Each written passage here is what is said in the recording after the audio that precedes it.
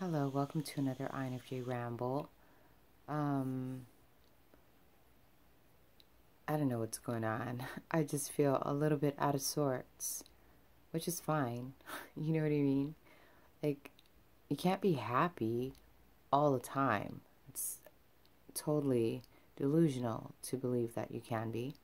I believe you can be at peace, and I believe you can experience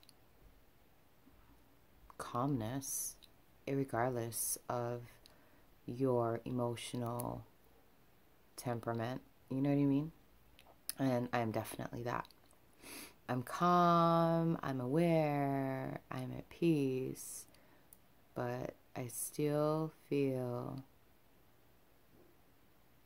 some interesting emotions that I think have come to surface to be processed. And that's what it is, right? It's coming to surface to be processed, digested, and then you move it along.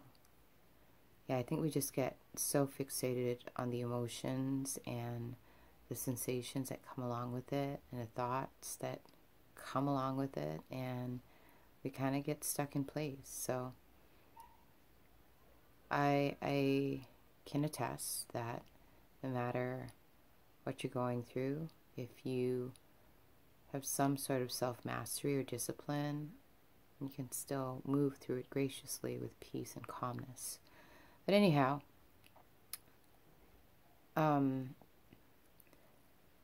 this is a strange video. I'm going to talk about looking at yourself in the mirror. And I'm not talking about like from a narcissistic standpoint, just as an experiment. You know how they say the windows are the eyes to the soul? Well, I don't know if you've tried this experiment, but if you stare at yourself in the mirror at pretty close range, it's weird. If you stare long enough and deep enough, your vision becomes altered. Like, let me explain my experience to you. So, when I first started doing this, it was trippy because I felt like I was accessing, I don't know, like a different dimension almost. And it's almost like I was melting away from this reality into something else. And it was a little frightening. I didn't understand what was happening, so I pulled away. But I decided to give it a second run, you know, just to see what happens if you were to push past your fear and your discomfort. And I actually penetrated a little deeper this time, had a different experience. So I'm wondering if the experience, it probably is very dependent on where you're currently at. You know, if you, like, it just depends where you're at and what you're willing to, how far you're willing to go, you know. But this time around, I made it a point to not pull away.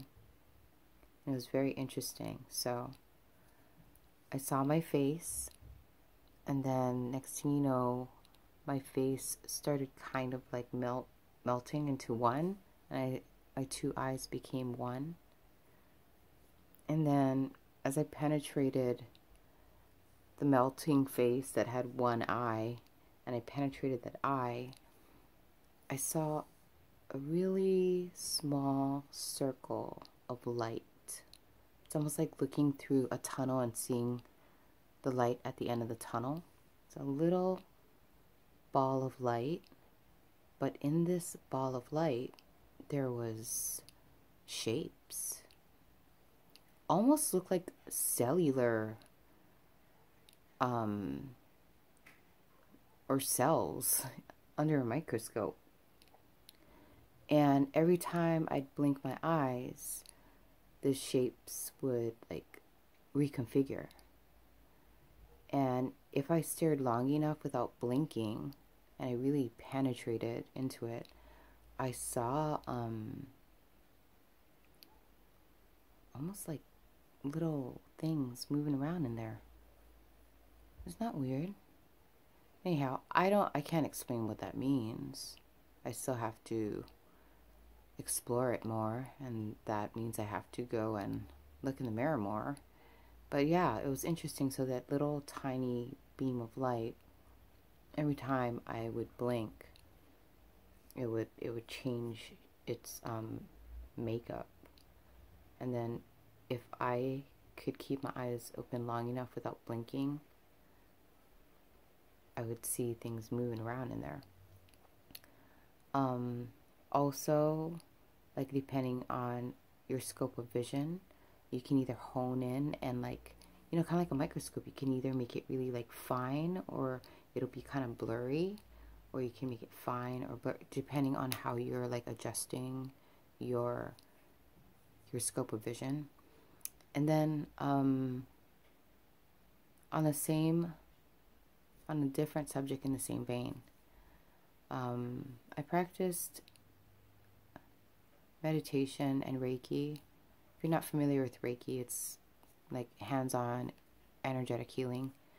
So I practiced that for a little bit, and you're required to put your hands on your eyes when you're initiated, and it's funny because when you cover your eyes and you look within, you can see like shapes and colors, and I think that helps you to access like your ability to have like how do I say,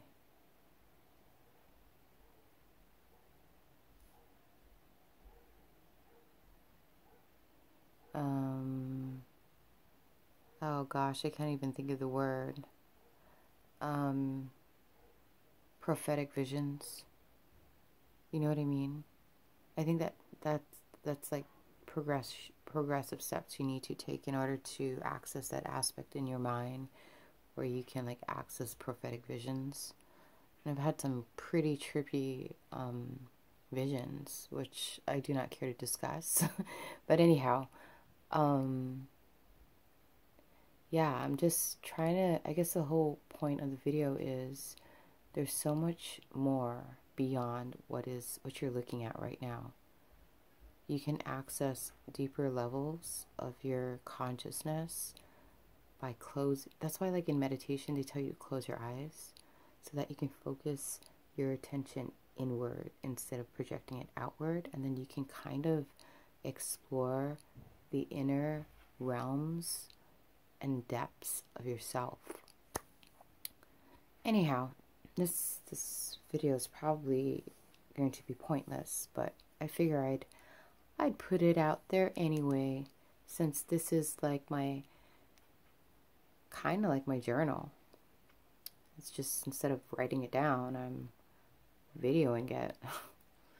And whoever wants to view it can view it. And if you've learned something cool, if you haven't learned anything, that's cool too, But I feel like if you don't put it out there, then it's just gonna stay locked in a vault within yourself, and then nobody benefits from it, So whoever's meant to see this will see this. Whoever is meant to learn something will learn something. And if not, that's okay too. Blessings to one and all. Amen.